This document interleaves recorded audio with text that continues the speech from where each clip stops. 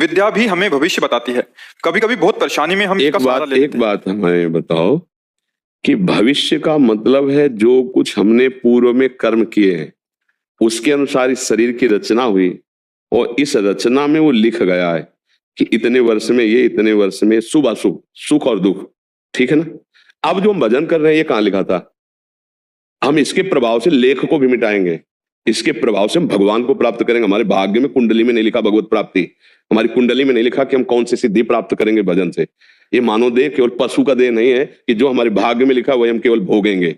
नहीं, हम नवीन कर्म करेंगे, ऐसे महान कर्म करेंगे, ऐसा भजन करेंगे कि अपने भाग्य को मिटार दे, तभी भगवत प्राप्ति होती है। अगर हमें अभी कोई बता दे कि परसों आपको एक कष्ट होने वाला है, बच नहीं सकते हो, तो परसों कष्ट होता तब हम दुखी होते, लेकिन दुखी तो आज से हो गए ना। और उसके निवारण के लिए सच्ची बात मान लो, भगवान ही केवल निवारण कर सकते हैं। अगर और कोई निवारण का उपाय होता तो दशरथ जी का मरण, सिया जी का हरण, भगवान का वन वन भटकना, ये कुंडली के विचार में कमी नहीं की थी वशिष्ठ जैसे त्रिकालज्ञ महापुरुष, और उधर जनकपुर में सदानंद जैसे सिया जी के पक्ष के पंडित सदानंद जी महाराज, और ये कुलगुरु वशिष्ठ जी त्रिकालज्ञ। क्या कुंडली विचार में कुछ कमी रह गई कि ये जानकारी में कमी थी? वो ऐसे हाथ मींजते हुए भरत जी से कह रहे, सुनो भरत भावी प्रबल, बिलख कहो मुनिनाथ, हानि लाभ जीवन मरण जस अपजस विधि हाथ। क्या करो? सही ढंग से चलो, भगवान का आश्रय लो, भगवान की लीला कथा सुनो, नाम जप करो, अपने कर्तव्य का पालन करो, जो दुख सुख आए उसको सहते रहो। अगर हमको बता दे कोई कि आज के 5वें दिन भारी संकट आने वाला है, और वो भारी संकट 5वें दिन किस रूप में आता कि नहीं आता, हम आज ही से डिस्टर्ब हो गए, तो बढ़िया ये कि जानो हिम्मती, जो कुछ आवेगा भगवान है, हम सहने के लिए तैयार हैं, हमारे कर्म का फल होगा, और उसको मिटा सकते हैं तो भगवान ही मिटा सकते हैं, ये तो पक्की बात जान लो। तो अब हम चिंता क्यों करें? भगवान है ना, हम नाम जप करते हैं। अब अगर हम पहले से इस बात की चिंता में रहें तो हम तो मर जाएंगे। कल तुमको एक्सीडेंट होगा, तुम्हारी हड्डी टूट जाएगी। अब चाहे जहां उपाय कर लो, अगर कल हड्डी टूटनी है तो टूटनी है, पक्का है। लेकिन हम आज से क्यों तोड़ के बैठ जाए अपने दिमाग को, अपने बल को, आत्मबल को? हो सकता है वो जो लिखा है वो कल टल जाए, हो सकता है, क्योंकि भगवान के भरोसे सब हो जाता है। भगवान बड़े बड़े लेख को भी बदल देते हैं, तो हम उनका आश्रय लें, उनका भजन करें, उनकी सेवा करें और अपने कर्तव्य का पालन करें। हाँ, अगर हम अपने जीवन को अच्छा बनाना चाहते हैं तो दूसरों को दुख कभी ना दें, तो तुम्हारा लिखा हुआ दुख बच जाओगे तुम। ये आपको अंदर की बात बता, किसी को दुखी देखकर उसके दुख में सुख प्रदान करने वाले सहयोगी बन गए तो तुम्हारा दुख मिट जाएगा। किसी के सुख को छीनकर स्वयं सुखी होना चाहोगे, तुम्हारा दुख पक्का और बढ़ जाएगा। खूब नाम जप करो, भगवद आश्रित रहो। हमें लगता है कि ज्यादा जानकारी दुख का कारण बनती है। आज से 10 दिन बाद 7.5 शनिचर लग जाएगा आपका, वो आज से ही लग जाएगा। अब तुम चिंतित जब लगेगा तो हमारे भगवान है ना, वो संभालेंगे।